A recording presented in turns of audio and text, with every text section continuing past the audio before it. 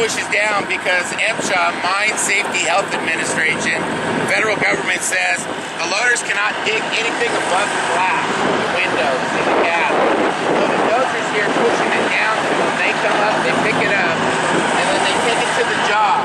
The job will process everything at 6" minus. So all these boulders and everything you see, if it's anywhere from 3 feet, it'll crush it down to 6" minus. We're gonna go over on the jaw and actually watch them crush it. What we're doing is we're bringing equipment over here. You guys are welcome to go get on anything you want to look at it. Yes, it's dusty, and yes, welcome to our world. This is the way it is.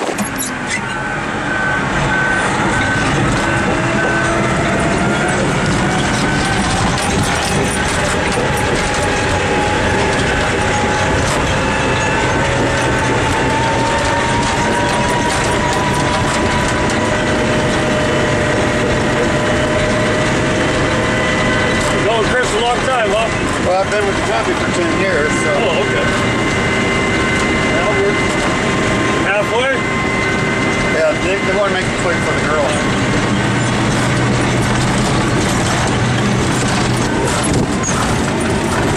It's a bumpy ride. You alright? Yeah, somewhere to hold on to.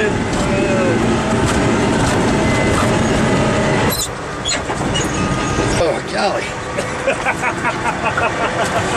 Eric, we can get out this door right here. Okay. Thank you. Thanks, Bob.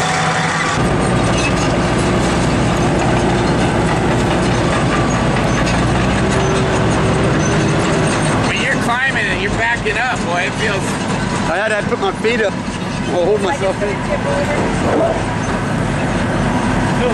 Tracy was doing it. They came over on the side. It started sliding. It started sliding.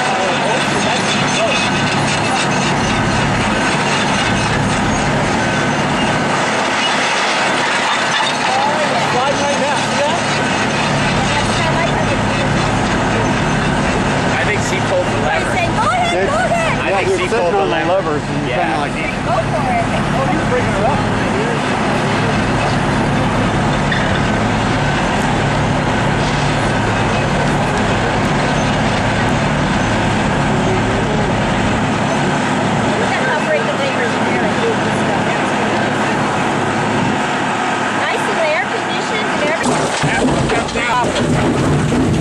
But the rock has a weak point in it.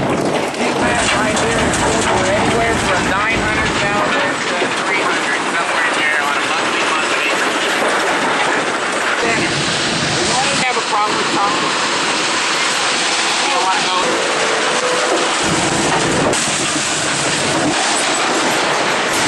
Okay, so everything's going through there, crushing. No, it's 6.5 minus. Crush. Good crush. They go through.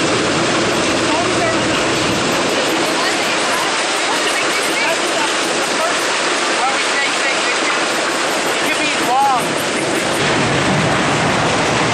See how it's long, but it's narrow? You can slide through. Like this. It's going 2 inches long. Right through. Okay?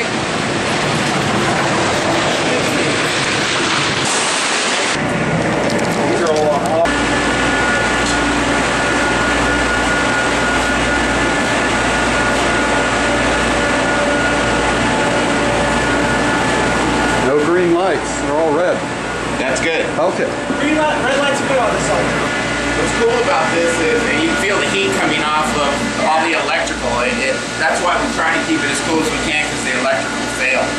These are the 2 cones that he was explaining to you are running. Down there, if you look here, let me see your phone now. It's probably running, this is our sump pump. It's running 60%. So if we didn't have this on, that motor would be running 100% at 300 horsepower, but because it's on a computer system, it's running 60. What happens here is the plants are split up. You have the dry side, you have the wet side.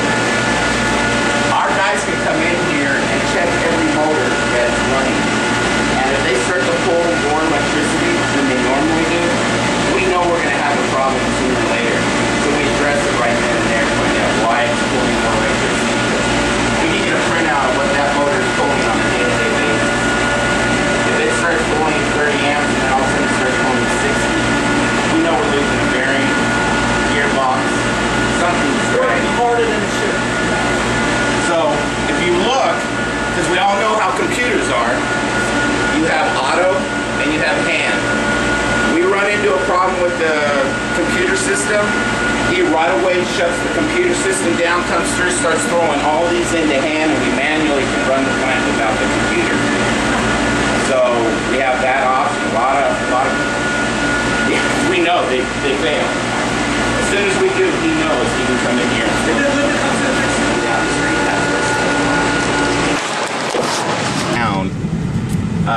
there could be a problem with those. It depends how much load is in them. And we have not been able to figure that part of it out. Believe me, we have tried. And particularly if it's down for a longer term. Oh, if it's down for a week, yeah. Those guys are in there shoveling.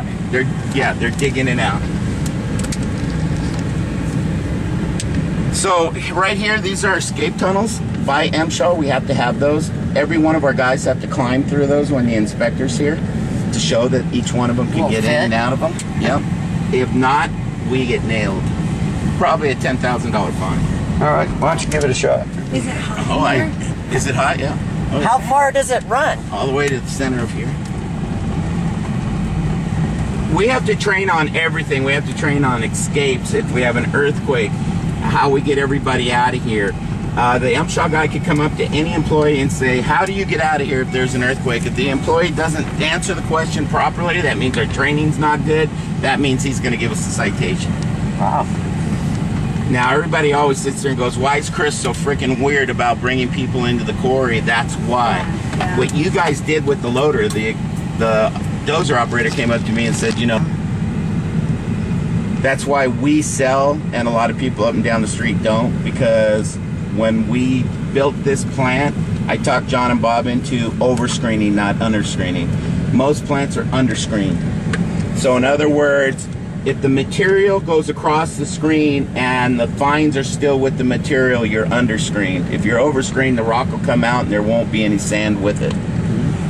So we over-screen. Those screens probably cost us an extra 35 grand each over what the manufacturer told us to do. Wow. And are all the plants like that, or just No, little ones? just us. The other quarries, I have not gotten involved in those as much. I keep them running, but we have not done any modification to Lucerne Valley or Grand. Actually, 29 Palms is an up-and-coming plant. It'll be a good plant. We've got good guys out there that are doing a good job. So 1 inch, this is our course. And we better let everybody, I'll just leave it running so it's nice and cool in here. This is right there, remember I told you that's the Twin 36? That sand right there comes off the Twin 36. If you look at it, it's very coarse. So we learned, let me start from the beginning because I'm kind of going past it. Your search file over there, where we're pulling from. What happens is we tried to pull all the sand out of that and only send rock over there. That's how our rock is cleaner than anybody else up and down the street. So we try only to send rock across there. All the other guys send rock, sand, all across their screens, and they're trying to wash it. We don't. So we scalp the sand over here to allow us to have better rock over there.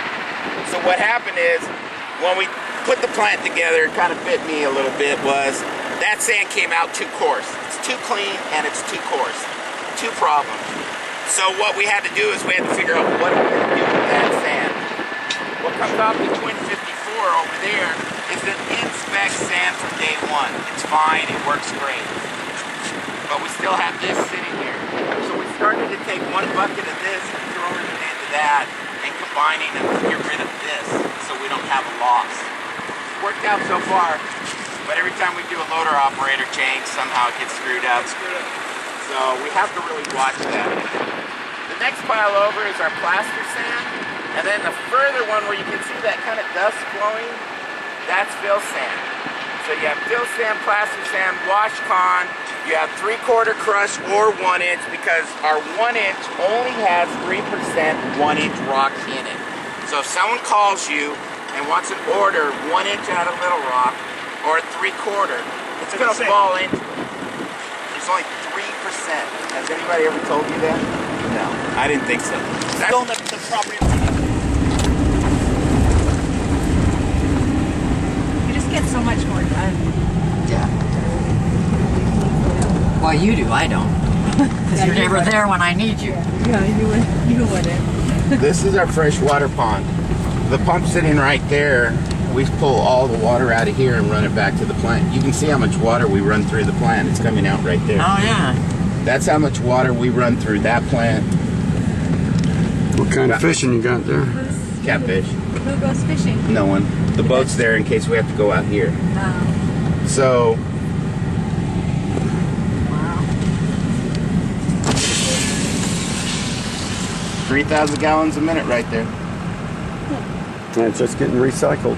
Yes, then we bring it here, and then we pull it here and send it right back to the plant, and then see that pipe over there? That's coming from the plant, taking it back up there. We just recirculate the water. 150 gallons a minute, and then we have one across the street.